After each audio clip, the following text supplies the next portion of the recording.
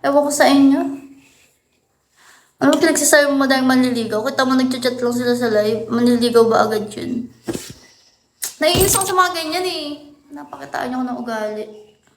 Alam, minsan naiinis din ako sa mga ganyan dito sa Bigo. Taga Cavite. Cavite ako.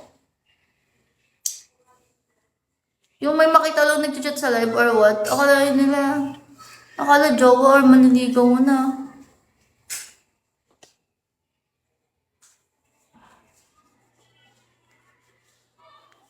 Gets. Tapos, meron nga dito, ano siya, parang supporter siya dati ng friend ko. Tapos, sabi niya sa akin, chat siya ng chat. Eh, syempre, di ba, hindi mo naman lahat marireplyan.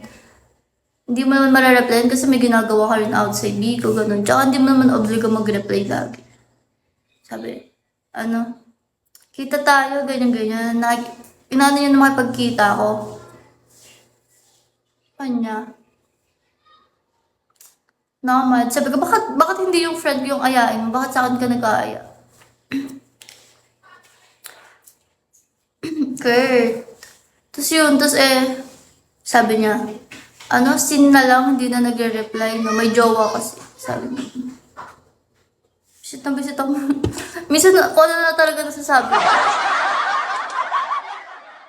Ayoko nang kinukulit kasi ko.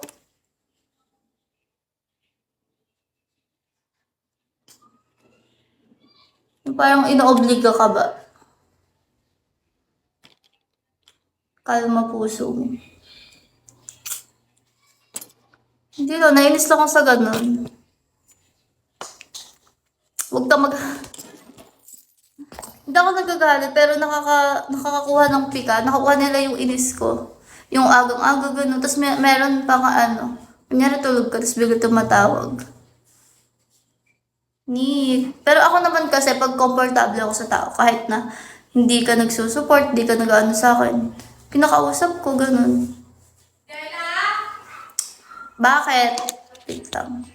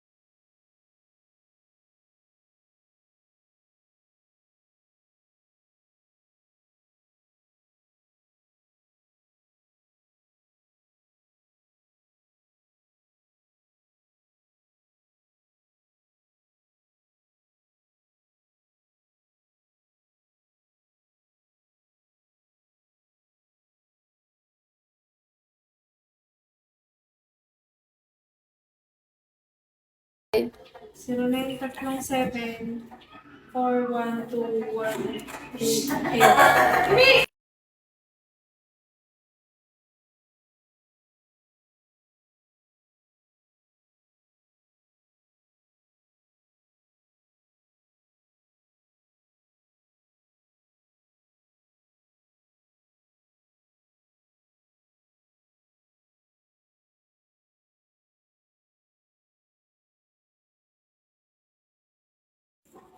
Wala.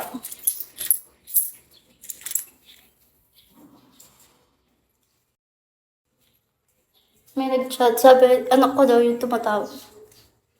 Mo. Pag-end na nga ako.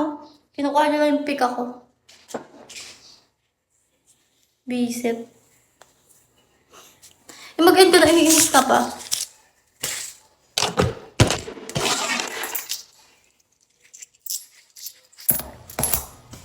Uy, mag-end na ako. Mamaya na lang. Mag-live ako mga 9.